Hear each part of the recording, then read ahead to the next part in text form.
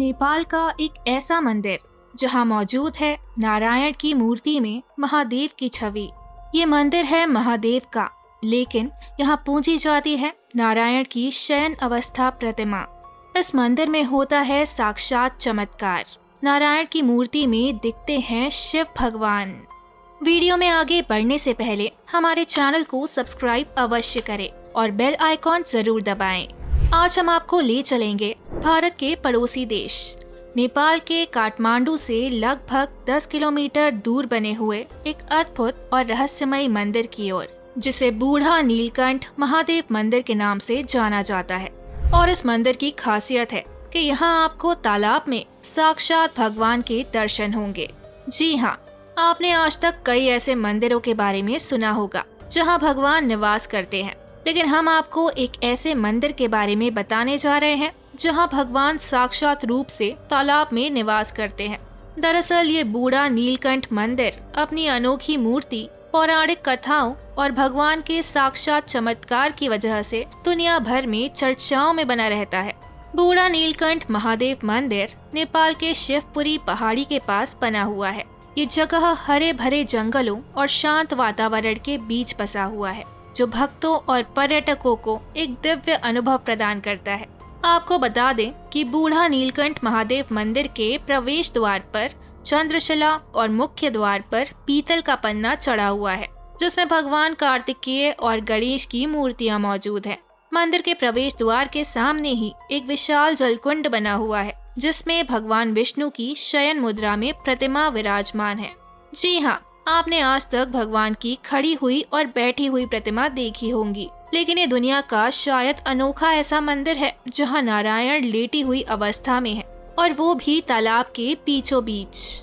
बताया जाता है कि इस मंदिर में भगवान विष्णु की प्रतिमा काले बेसॉल्ट पत्थर की एक ही शिला से बनाई गई है, जिसकी लंबाई लगभग 5 मीटर है और ये शेषनाग की कुंडली में विराजित है।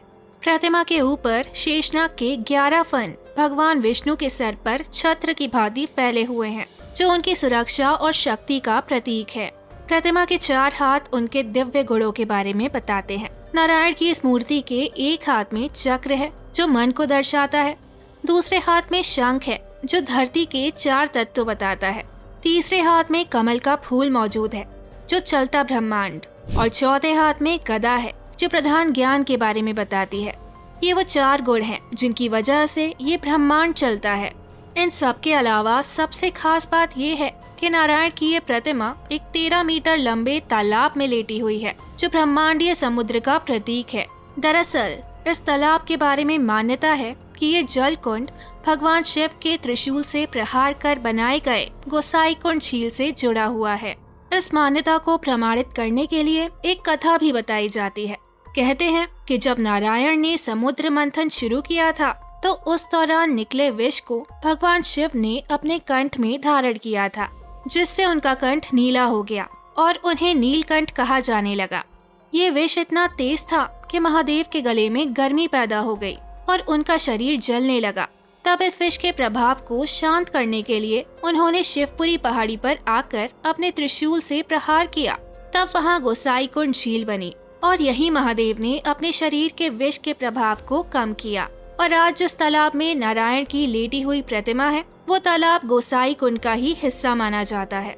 ऐसा माना जाता है कि अगस्त के महीने में सावन में होने वाले वार्षिक शिव उत्सव के दौरान जलकुंड के ऊपर नारायण की लेटी हुई प्रतिमा दिखती है, लेकिन तालाब के जल में भगवान शिव की छवि दिखाई देती है, जो महादेव के वहाँ मौजूद होने का जीता जागता उदाहरण है। अगस्त के महीने में यहाँ आने वाले भक्तों को इस चमत्कार का साक्षी बनने का अवसर मिलता है।